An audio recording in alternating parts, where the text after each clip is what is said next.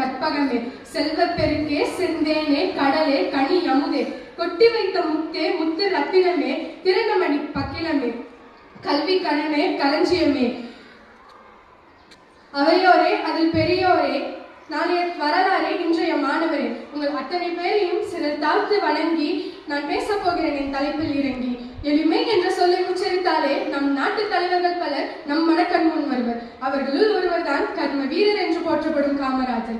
இன்று நான் அவரை பற்றியே உரைக்க வந்துள்ளேன். காமராஜரின் சிந்தனைகளும் செயல்களும். கர்ம வீரர், படிக்காத மேதை, கல்வி கண் திறந்த காமராஜர், த கிங் மேக்கர் என்று போற்றப்படும் காமராஜர் 1903ஆம் ஆண்டு ஜூலை 15ஆம் தேதி விருதுநகரில் திரு குமாரசாமி மற்றும் சிவகாமி அம்மையாருக்கு மகனாக பிறந்தார். ஏழ்மையான குடும்பத்தில் பிறந்து தொடக்கப்பள்ளி மட்டும் வரை படித்திருந்தாலும் 5 முறை சட்டமன்ற உறுப்பினர், 4 முறை பாராளுமன்ற உறுப்பினர், 3 முறை தமிழக முதலமைச்சர், 12 முறை தமிழக காங்கிரஸ் தலைவர், 5 முறை இந்திய காங்கிரஸ் தலைவராக பணியாற்றியுள்ளார்.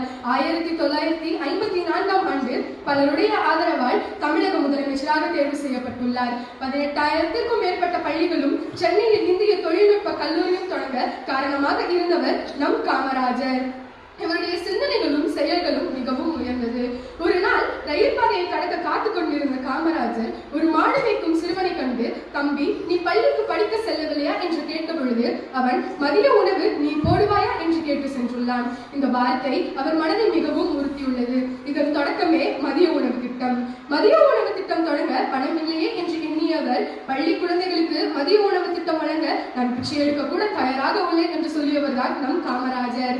முதலமைச்சராக இருந்த பொழுது தன் தாயாரை காண சென்ற அவர் தன் வீட்டின் முன் இருந்த தண்ணீர் குழாயை கண்டு தன் தாயாரிடம் இதை யார் செய்தார்கள் என்று கேட்டார்.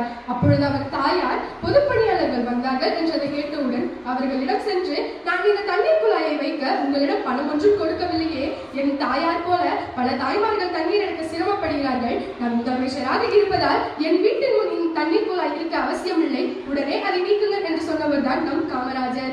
ஏழ்மையான நிலையில் இருந்தாலும் தன் நலனை காணாமல் பிறர் நலனை காணும் நோக்கத்துடன் இருப்பவர் தான் நம் காமராஜர். பாரதத்தின் விடுதலைக்காக போராடியவர் நம் காமராஜர் ஐயா. எத்துறையில் இருந்தாலும் நான் என் தமிழ் மண்ணை காப்பேன் என்ற நோக்கத்துடன் ரஷ்யாவிற்கு சென்ற பொழுது கூட வேட்டி சட்டையுடன் சென்றார் நம் காமராஜர் ஐயா. அது மட்டுமல்ல, நாம் அவரை படிக்காத மேதை என்று கூட போற்றுகிறோமே, அதுக்கு கூட ஒரு உதாரணம் உள்ளது. ஒரு நாள் ஒரு மனிதன் காந்தியின் புகைப்படத்தை வரைந்து காமராஜரிடம் கொடுத்த பொழுது அவர் அதை கண்டு, அடடா, இவ்வளவு தத்துரூபமாக வரைந்துள்ளாயே, இதை அனைத்து மாவட்ட அலுவலகங்களிலும் மாட்டப்பட வேண்டும் என்று கூறியுள்ளார். இதை கேட்ட அவருடைய பணியாளர்கள் ஒரு தாளில் ஹேங் த போட்டோ என்று எழுதி கொடுக்க அவர் அதை கண்டு, ஐயோ, ஹேங் த போட்டோ என்றால் தொங்கவிடப்பட வேண்டும் என்று